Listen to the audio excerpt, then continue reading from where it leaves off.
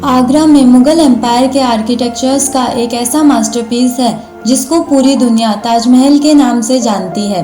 42 एकड़ पर फैला दूर से ही चमकता हुआ ये मकबरा जो अपने अंदर खूबसूरत फूलों के बागीचे सजाए हुए है, वहीं इसके ऊपर गम और उदासी के कई बादल अभी तक मंडरा रहे हैं। लगभग 400 साल पहले बनाई जाने वाली ये खूबसूरत बिल्डिंग जो अपने दौर की सबसे बड़ी और सबसे शानदार बिल्डिंग हुआ करती थी, वहीं आज इसको दुनिया का 7वां अजूबा भी माना जाता है। इस आलीशान स्ट्रक्चर को बनाने में 20,000 मजदूरों ने दिन रात खून पसीना बहाया, और वो भी केवल 1 या 2 साल नहीं बल्कि पूरे 22 सालों तक। अगर आज के दौर में इसकी कीमत का अंदाजा लगाया जाए तो संगमरमर का ये बेहद शानदार मकबरा $1 बिलियन से भी ज्यादा महंगा है, क्योंकि इस बिल्डिंग में मुगल आर्किटेक्ट्स ने अपने हुनर की कई ऐसी निशानियां छोड़ी जिसकी दुनिया के टॉप के इंजीनियर्स भी आज तक तारीफ करते हैं। इस बिल्डिंग को ऐसे डिजाइन किया गया है कि जब आप इसे मेन गेट के पीछे से देखोगे तो ये काफी बड़ी लगती है, लेकिन जैसे ही मेन गेट की तरफ बढ़ा जाता है तो ऑटोमेटिकली इसका साइज छोटा होता जाता है। दिमाग को चकरा देने वाली ये कोई पहली ट्रिक नहीं है जो मुगल आर्किटेक्ट्स ने इस्तेमाल की हो। ताजमहल के चारों कोनों पर जो मीनारें हैं उन्हें सीधा खड़ा नहीं किया गया, बल्कि वो मीनारें बाहर की तरफ झुकी हुई है, क्योंकि अगर इनको सीधा खड़ा किया जाता तो दूर से देखने पर ये अंदर की तरफ झुकी हुई लगते, जैसा कि इन मस्जिदों में आप देख सकते हैं। इन मीनारों को बाहर की तरफ झुकाने का एक मेन रीजन ये भी था कि किसी खतरनाक अर्थक्वेक आने पर अगर ये मीनारें गिरे भी तो ये बाहर की तरफ गिरकर ताजमहल पर एक आंच भी न आने दे। लेकिन आखिर वो क्या कारण था जो इसको बनाने वाले किसी भी सूरत में इस पर एक खरोच भी बर्दाश्त नहीं कर सकते थे? ताजमहल के वो कौन से राज थे जिनको 400 साल पहले छुपाने की कोशिश की गई थी? और जब उस दौर में कंक्रीट और स्टील ही नहीं हुआ करता था तो आखिर इस आलीशान मकबरे और इस पर मौजूद 40 मीटर ऊंचे डोम को कैसे बनाया गया? ये सारे सवालों के जवाब आप जान सकते हो आज की इस वीडियो में।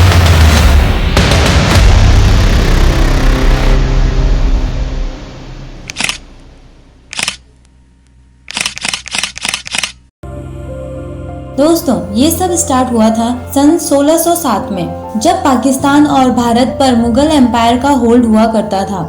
मुगल शहंशाह का सबसे छोटा बेटा खुर्रम इस दिन 15 साल का हो चुका था, और उसी के जन्मदिन के अवसर पर आगरा फोर्ट में एक आलीशान पार्टी रखी गई थी। शहजादे खुर्रम मुगल शहंशाह को सबसे ज्यादा अजीज थे, जिसकी वजह से उनके हर जन्मदिन पर सोने, चांदी और हीरो से तौला जाता था। यानी जितना वजन शहजादे खुर्रम का हुआ करता था उतना ही खजाना उनके नाम कर दिया जाता था। लेकिन इस जन्मदिन पर कुछ और भी खास होने वाला था।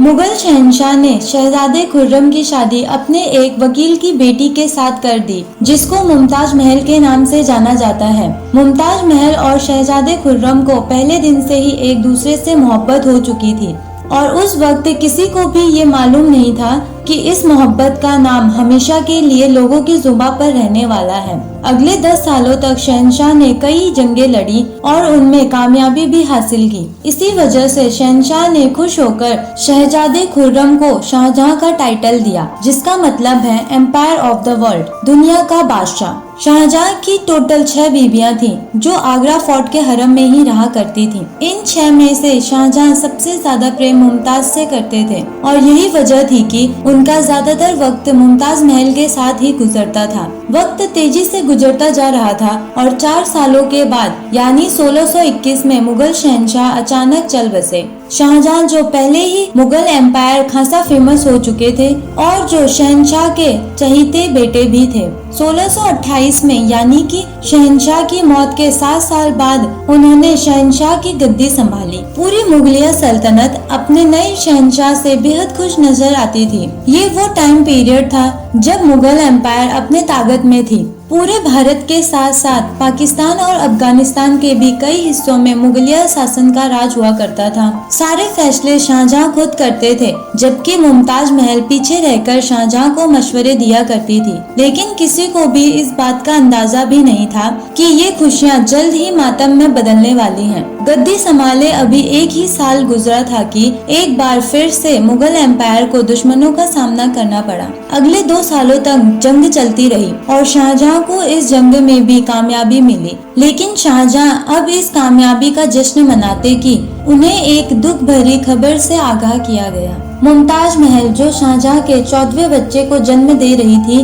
तभी उनकी हालत बिगड़ गई और 17 जून सन 1631 को वो ना चाहते हुए भी इस दुनिया को अलविदा कह के चली गई। पूरी मुगलिया सल्तनत का जश्न देखते ही देखते मातम में बदल गया।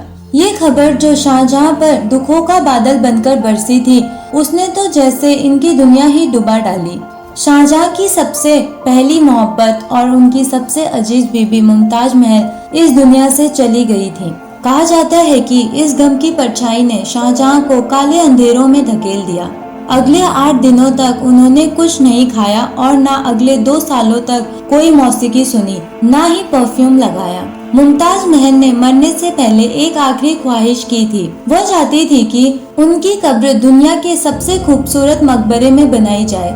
मुमताज महल की आखिरी ख्वाहिश को पूरा करने के लिए शाहजहां ने अपनी सारी दौलत और पूरी जिंदगी इसमें निछावर करने का फैसला किया। मुमताज के गुजरने के 6 माह बाद यानी कि सन 1632 में ही ताजमहल के कंस्ट्रक्शन का काम शुरू कर दिया गया। करीब 20,000 से भी ज्यादा मजदूर, पत्थर तराश और कारीगरों को पूरी सल्तनत से इकट्ठा किया गया। क्योंकि मुमताज की कब्र यमुना रिवर के बराबर में मौजूद थी, इसीलिए इस जगह पर दुनिया की सबसे खूबसूरत बिल्डिंग बनाना काफी मुश्किल टास्क था। रिवर के किनारे जमीन काफी सॉफ्ट होती है और अगर यहाँ खुदाई का काम किया जाए तो यमुना नदी के पानी का बहाव उसे भी नुकसान पहुँचा सकता है। इस परेशानी से निपटने के लिए मुगल इंजीनियर्स ने यहाँ सबसे पहले कुएं खुदवाना शुरू किए। मजदूर ये कुएं तब तक खोदते रहते जब तक कि सूखी और खुश्क जमीन नजर न आ जाती। इन कुओं में पत्थरों और ईंटों के साथ साथ आबनूस और महोगनी के लट्ठे डाले गए। ये कुएं ताजमहल की नींव को बेहद मजबूत बनाते हैं। आबनूस और महोगनी की लकड़ियों में ये खास बात होती है कि उन्हें जितनी नमी मिलती रहेगी, ये उतनी ही फौलादी और मजबूत रहेंगी। और इन लकड़ियों को नमी ताजमहल के पास बहने वाली नदी से मिलती है।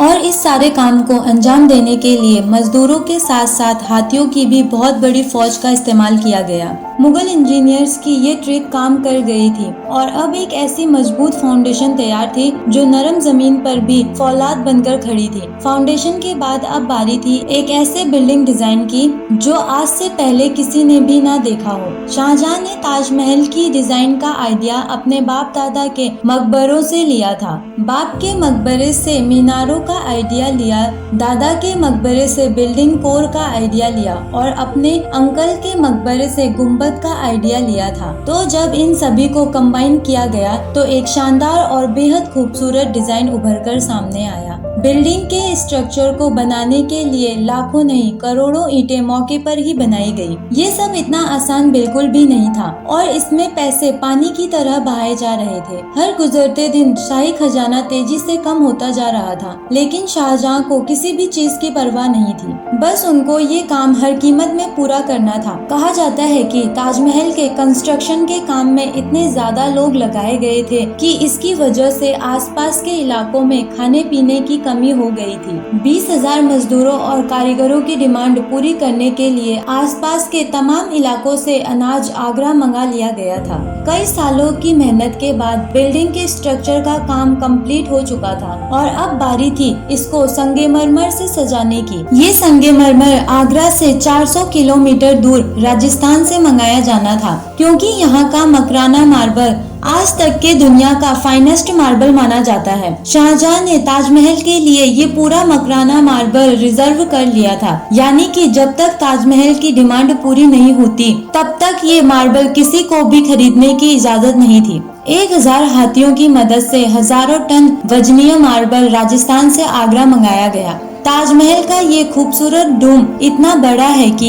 इसका अंदाजा सिर्फ आंखों से देखकर ही लगाया जा सकता है। आजकल इस तरह के गुम्बद आसानी से स्टील स्ट्रक्चर पर बनाए जा सकते हैं, लेकिन 400 साल पहले 40 मीटर ऊंचे डोम को बनाने में उनके पास सिर्फ पत्थर का ही सहारा था। इस गुम्बद को बनाने में मुगल इंजीनियर्स ने जो स्ट्रेस कैलकुलेशन की थी, इसकी आज के इंजीनियर भी बेहद तारीफ करते हैं। ताजमहल की फिनिशिंग के लिए पिट्राडूरा या परचनकारी से डेकोरेट किया जाना था। पिट्राडूरा एक ऐसी कलाकारी को कहा जाता है जिसमें कीमती पत्थर को मार्बल के अंदर तराश कर लगाया जाता है। मार्बल को बड़ी महारत तथा बारीकी से कीमती पत्थर की शेप में तराशा जाता है और फिर उसमें कीमती पत्थर को ग्लू के जरिए चिपकाया जाता है। ताजमहल पर इस्तेमाल की जाने वाली ग्लू कोई आम ग्लू नहीं थी। काफी रिसर्च और लेबोरेटरी टेस्ट के बाद मालूम पड़ा कि ये ग्लू शीरा, लेमन जूस और संगमरमर पाउडर को मिलाकर बनाया जाता था। वही सेम ग्लू आज भी ताजमहल की रेनोवेशन के लिए इस्तेमाल किया जाता है। ताजमहल की खास बातों में एक बात ये भी है कि ये दिन में 4 बार अपने रंग बदलता है। सूरज निकलने से पहले ये बिल्कुल ब्लैक शेड देता है।